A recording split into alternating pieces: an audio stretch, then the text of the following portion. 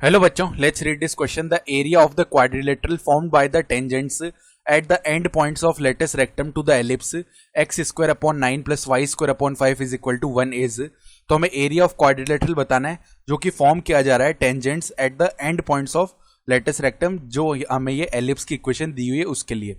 Start कर लेते हैं हमारे की कॉन्सेप्ट से। की कॉन्सेप्ट देखो क्या हो जाएगा। हम जानते हैं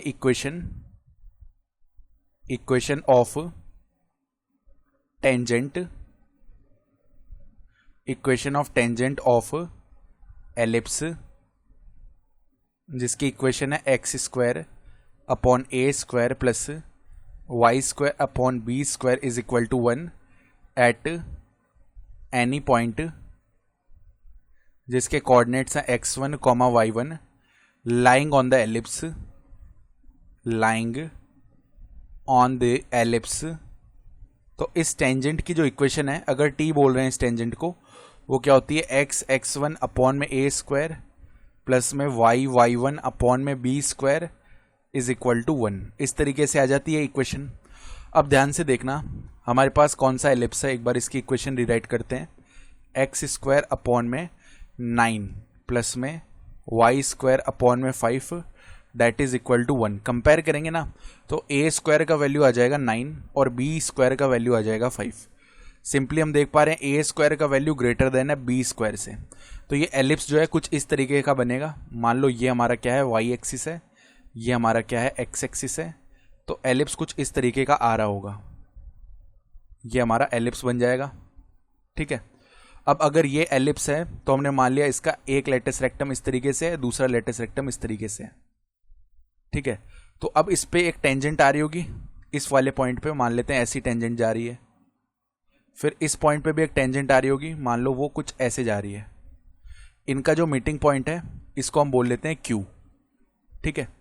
फिर उसके बाद में इस पॉइंट को हम P बोल लेते हैं। इसी तरह देखो यहाँ पे भी ये पॉइंट है ना, तो यहाँ पे ऐसे एक टेंजेंट जा रही होगी जो कि बेसिकली ऐसे P से मिलेगी। ये पूरा सिमेट्रिक होगा सब कुछ। ठीक है।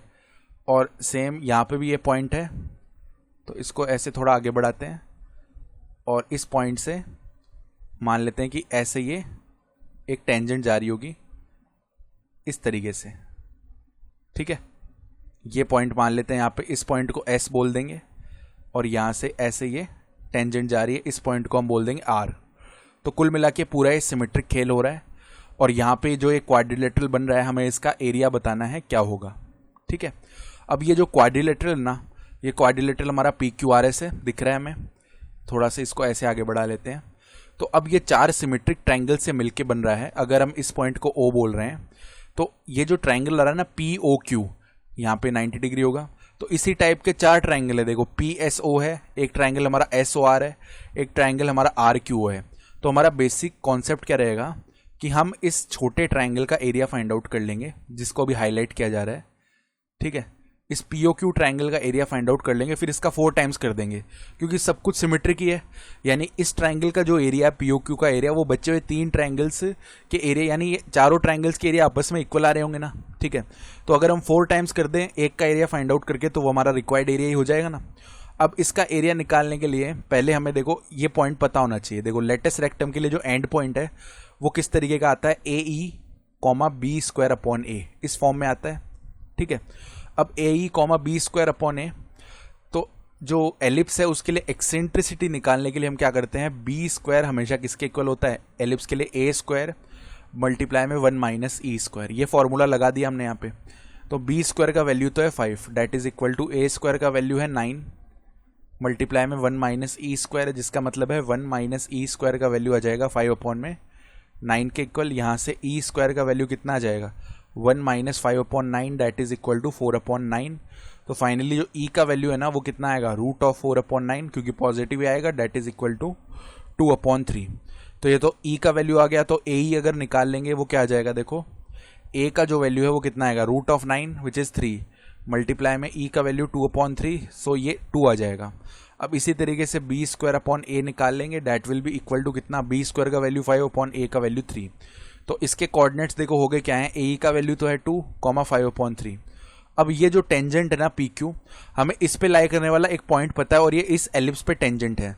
तो अगर हम लिखना चाहें पी क्यू की इक्वेशन कैसे लिखे जा सकते हैं, देखो जो हमने की कॉन्सेप्ट में लिखा है वैसे लिखेंगे।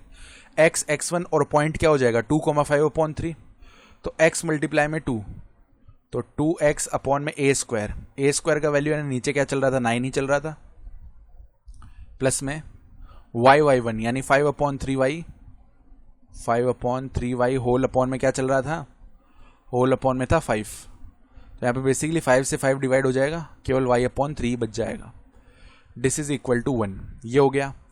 अब जैसे ये वैल्यू आया, इसको देखो फर्दर कैसे लिखा जा सकता है, x अपॉन में 9/2 प्लस में y/3 इज इक्वल टू 1। तो ये तो लाइन की इक्वेशन बन गई इंटरसेप्ट फॉर्म में, जहाँ पे x इंटरसेप्ट 9/2 है, y इंटरसेप्ट 3 है। यानी अगर q के कोऑर्डिनेट्स लिखना चाहते हैं, x कोऑर्डिनेट 9/2 आएगा, y कोऑर्डिनेट आ जाएगा 3, इस टाइप का आएगा q के कोऑर्डिनेट्स।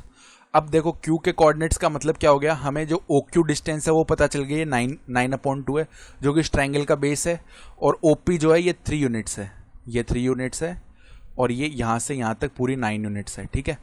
अब जैसे ही हमें ये पता चल गया तो देखो रिक्वायर्ड एरिया निकालना बहुत ही ईजी हो गया। हमें 4 टाइम्स ही करना था एक ट्रायंगल का एरिया, यानी 4 मल्टीप्लाई में ट्रायंगल का एरिया क्या होता है 1/2 मल्टीप्लाई बेस मल्टीप्लाई हाइट, यानी 1/2 मल्टीप्लाई में बेस है 9/2 मल्टीप्लाई में हाइट है 3 यूनिट, ठीक है। तो 2 जो है 4 को डिवाइड कर देगा 2 टाइम्स, देन 2 से 2 डिवाइड हो जाएगा, दैट मीन्स ये वैल्यू कितना बन गया 27 स्क्वायर यूनिट्स। 27 स्क्वायर यूनिट्स हमारा रिक्वायर्ड आंसर आएगा इस क्वेश्चन के लिए, तो ऑप्शन डी सही हो गया है। I hope you understood this explanation, best of luck.